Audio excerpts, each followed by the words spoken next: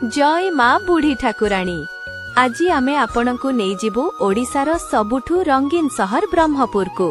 किए एहाकु रेशम सहर कहे तो किए कहे ओडिसार खाद्य राजधानी। ओडिसार पूर्व उपकूल रे अवस्थित गंजाम जिल्लार एही सहर राज्यर चतुर्थ जनबहुल सहर एवं एक प्रमुख व्यावसायिक केन्द्र। ब्रह्मपुर आत्मा एहार पवित्र देवालय रे विद्यमान।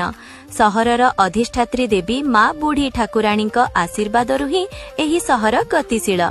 कुमारी पहाड़ शीर्षरे अवस्थित माँ तारातारिणी प्राचीन शक्तिपीठ भक्ति और प्रकृतिर एक अपूर्व संगम स्थल।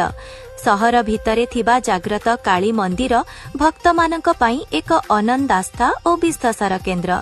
सेहीपरि गोपालपुर बेलाभूमिर शांत जलराशि एवं रामलिंगेश्वर पार्क रे प्रभु शिवंक विशाल प्रतिमूर्ति पर्यटकंक मनकु शांति प्रदान करिथाए।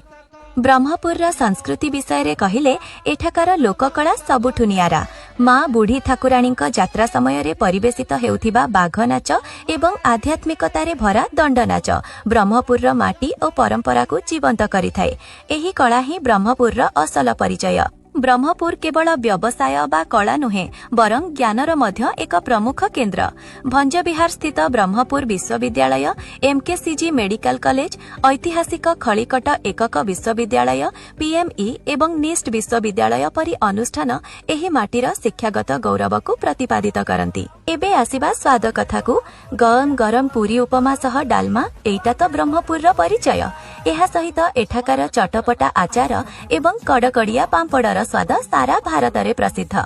ब्रह्मपुर हेउछि स्वाद और गौरवर एक जीवंत उदाहरण। थरे आसंती और अनुभव करंतु रेशम सहर ब्रह्मपुर आतिथ्य।